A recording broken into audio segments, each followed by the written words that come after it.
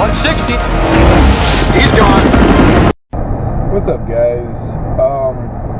So as you can see, we are not on a motorcycle. We are actually inside of my truck because I have about 4 hours worth of driving to do right now. So I figured I would, knock out two birds, one stone. Boom. So a few updates. The MV Augusta is gone, and the Busa is basically fully torn apart. I replaced the parts that have come in. I made my kind of final list of parts that I need, and so I got all that stuff ordered. So over this next week, a whole bunch of parts are going to come in, and it's going to be good. And I'll just get that thing all back together and go and take care of the paperwork. The upcoming week is important.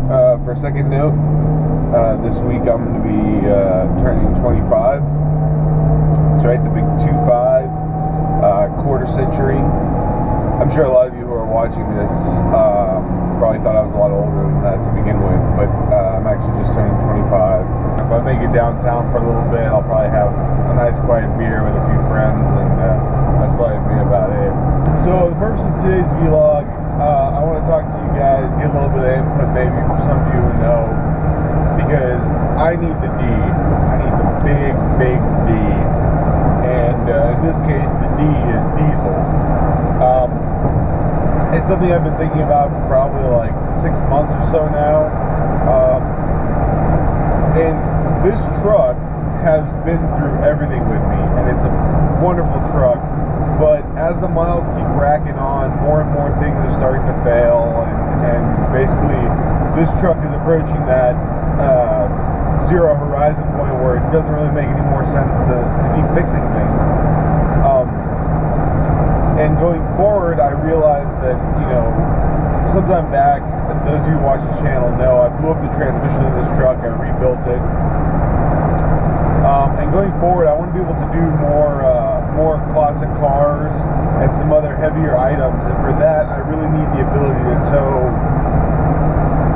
not a whole lot, but maybe like 10 or 11,000 pounds, where it tows that consistently. And it, like this truck could tow 10,000 pounds, around the block, maybe from one city to the other, close by. But I certainly wouldn't want to go to Dallas and tow something 10,000 pounds with this truck. The Corvette is about 3,200 pounds. The trailer was 3,500 pounds, and that's 6,700 pounds. And that was enough to blow up the transmission in here. Obviously after 175,000 miles, so I'm not really complaining. But it's come time to upgrade, and in terms of upgrading, I really want a 25 or 3500 series truck, and I really want it to be a diesel. The problem primarily is which ones and how much they cost. Ideally, I think I would want a 99, 2000, or 2001 7.3 liter turbo F250, F350. I'm not really particular on quad cab, extended cab, long bed, short bed. All of that doesn't really matter too much to me. Or I would really like an 05 or 06 GMC or Chevy, because those had the LBZ Duramax, which is supposed to be really good. But those trucks are crazy expensive. I saw one with 100,000 miles on it that was $30,000. This is a 10-year-old truck for $30,000. And so, out of curiosity, I looked up the KBB value. I figured it was just a dealership trying to shine people on. But believe it or not, the KBB value was like 28. So they were basically right where I would expect them to be.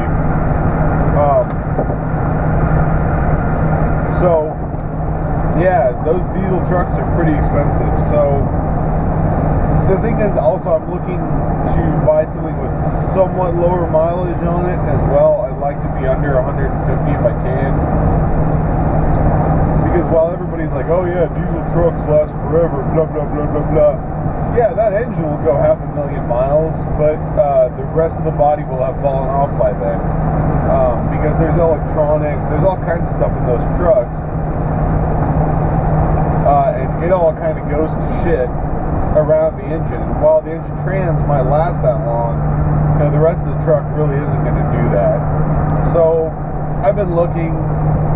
I'm a little bit hesitant because I've driven some of those trucks. The problem is, yeah, this truck is old. Yeah, it's a little bit loud for what it is, but this truck is really well built, and it's actually wonderful for this kind of long haul cruising. I got my leather seats. I got my AC. I got my nice sound system. I got all the stuff I did. And I'm gonna have to redo that all over in the diesel. The diesel, by definition, is going to be a rougher ride because it's a heavy-duty suspension. It's going to be louder. Just nature of the beast. It's a work vehicle, and even if I get a really nice one like a Lariat or something, fundamentally it's still a work vehicle. It's not really because I wouldn't be able to afford like one of the new platinum editions or something. So in terms of 10-year-old trucks, back then they were still work trucks, like legitimate work trucks.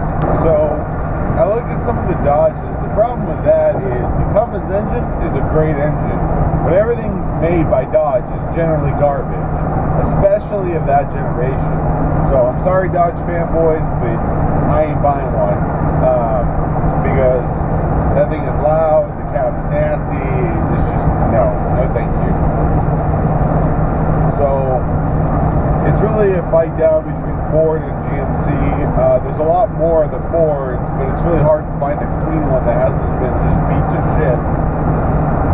So I'm on the prowl, trying to find a good deal. I got some cash set aside for it, so then once I buy a new truck, I can actually sell this one pretty simply, I think. So probably around tax time next year, I'll probably buy a truck after Christmas, then sell this one around tax time, because that's usually the most effective way of doing things. That's pretty much all I got for you guys. If anybody wants to leave me some comments about diesel trucks, if you know anything about diesel trucks, feel free to shoot a comment.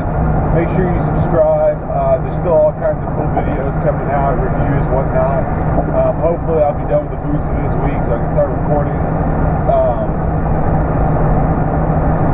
my review of that bike and have a little fun with it. And this bike I'm going to get right now should be interesting